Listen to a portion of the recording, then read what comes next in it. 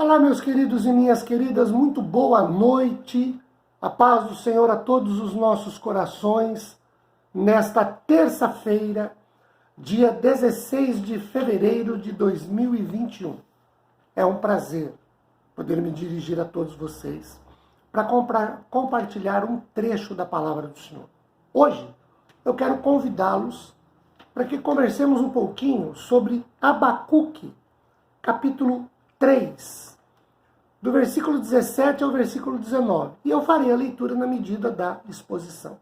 Bem, estudando esse texto, pesquisando sobre esse texto, sinceramente, eu apreciei muito o título que Dwight Moody dá para esta passagem. Ele dá o título de O Triunfo da Fé, porque, concordando com ele, eu entendo que, de fato e em verdade, a fé triunfa, ela vence, ela nos faz conquistar. Por falar em Moody, ele diz que a menção do profeta à presença da figueira no texto, e daqui a pouco veremos isso, da videira, da oliveira, dos cereais e dos rebanhos, abrange toda a linha de produtos agrícolas dos quais a nação dependia. Olha o verso 17. Ele diz exatamente o seguinte: ainda que a figueira não floresça, nem haja fruto na vide, o produto da oliveira minta, e os campos não produzam mantimentos, as ovelhas sejam arrebatadas do aprisco, e nos currais não haja gado. Então ele fala aqui de frutos, de produto, fala de gado. Olha o verso 18. Todavia, eu me alegro no Senhor, exulto no Deus da minha salvação. Quando ele diz, todavia eu me alegro no Senhor, de novo citando Moody, a ruína tão vivamente descrita leva o profeta não ao desespero, mas à fé, à confiança e à dependência do Senhor. Vejam, olhem que interessante. Ele fala, ó, ainda que falte isso, não tenha aquilo. Quando ele fala, por exemplo, o produto da oliveira minta, ou seja, a gente plantou e ela não deu fruto adequado. Os campos não produzam mantimento. E no curral não haja gado. Queridos, isso é uma situação de penúria, de caos, de coisas que faltam, que passam a não ter. E são coisas básicas, porque nós estamos falando aqui de alimento. Estamos falando de produto que, à época, era o carro forte da nação. Nós estamos falando aqui de agricultura para um povo e um país que era agrícola. Nós estamos falando aqui de situação que envolve a falta de coisas. Bem, o mundo nesta pandemia atravessa também uma certa falta de um bocado de coisas. Sazonais, na maioria delas, mas falta. De equipamentos, de insumos, a produtos do dia a dia.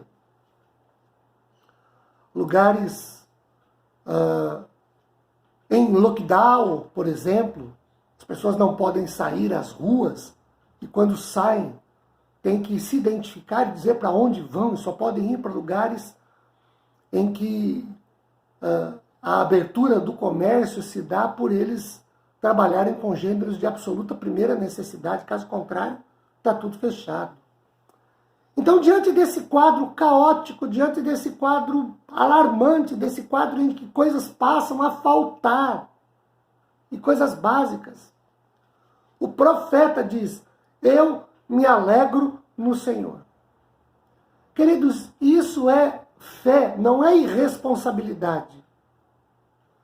Primeiro, nada dessas coisas faltou porque o profeta não trabalhou para isso. Ao contrário, para ter isso. Não é isso. Ele se alegra no Senhor não como uma atitude de responsabilidade, porque ele não plantou e não teve o que colher. Não é isso. É um momento absolutamente contrário. Israel vivia sendo invadido por inimigos. Inimigos que esperavam a safra surgir para invadir a terra. Israel, quando tinha alguma coisa, é porque escondia. Então nós estamos falando aqui, não de uma situação de preguiça, por não trabalhar e aí não ter o que colher, porque não plantou. De acomodação, não foi à luta e na hora de colher frutos não tinha. Não é isso. O quadro não é esse. O quadro é de caos, mas não provocado por acomodação, por preguiça ou por falta de trabalho. A situação não é essa. Olha o versículo de número 19. O Senhor Deus é a minha fortaleza, faz os meus pés como os da corça, e me faz andar altaneiramente. Na frase, os meus pés como os da corça, vale lembrar que a corça é veloz e não pisa em falso. Por isso escapa rapidamente aos ataques de seus perseguidores e predadores. Queridos, o quadro aqui é o de alguém supremamente confiante em que aquele que leva o seu povo a passar por provações é fiel e fornecerá em cada provação um caminho de escape, para que o povo seja capaz de enfrentá-la. Oportuno salientar o posicionamento do salmista aqui também quanto à sua fé, sua confiança e sua dependência do Senhor. Porque vejam, ele não depende de fatores, de acontecimentos. Ele não depende de episódios ou situações externas favoráveis para crer, confiar e depender de Deus. Vejam, ainda que nada em sua volta dê certo, prospere, isso não tem nada a ver com a sua fé, com a sua confiança e com a sua dependência de Deus. Ele continua crendo, confiando, dependendo de Deus, ainda que as coisas boas que deviam acontecer não aconteçam. Por isso ele fala no verso 17 de maneira tão objetiva. Ainda, olha, se por acaso vier a acontecer, que coisas? A figueira não floresça, não haja figo, não haja fruto na vide, produto da oliveira minta, não tenhamos azeite, nem azeitona. Os campos não produzam mantimento, a gente planta, ou a terra está seca, ou houve lá uma situação caótica de maneira que o que a gente plantou não produziu, não deu para plantar, coisas dessa natureza. As ovelhas sejam arrebatadas do aprisco. O ladrão veio e levou. E não há gado nos currais. Ele diz, ainda que aconteça tudo isso, eu me alegrarei no Senhor. A minha fé não depende de nada desses fatores externos. A minha relação é com Deus. E essas coisas são consequências. Mas que se não acontecerem, a minha fé está em Deus. Eu confio no Senhor. Eu dependo do Senhor. Isso me faz lembrar dos 3 moços hebreus lá em Daniel. O Ananias, o Misael e o Azarias. Eles estão no meio da turma toda que tinham que ouvir o som de vários instrumentos sendo tocados e se ajoelharem diante da estátua do rei Nabucodonosor para adorá-la. A música é tocada, os instrumentos são executados, né? Os instrumentos são tocados, a música é executada, e eles ficam em pé. ninguém deles se ajoelha. Eles são trazidos ao rei. E é dito ao rei o que eles fizeram. E o rei lhes dá uma segunda chance, dizendo, olha, eu vou falar para tocar de novo. Quando eu falar para tocar, você se ajoelha. E um deles diz, ô rei, o negócio é o seguinte, ó. Porque o rei disse, se vocês não fizerem isso, vocês serão lançados na fornalha de fogo ardente. Eles disseram, rei, o negócio é o seguinte, se o nosso Deus nos quiser livrar, ele nos livrará.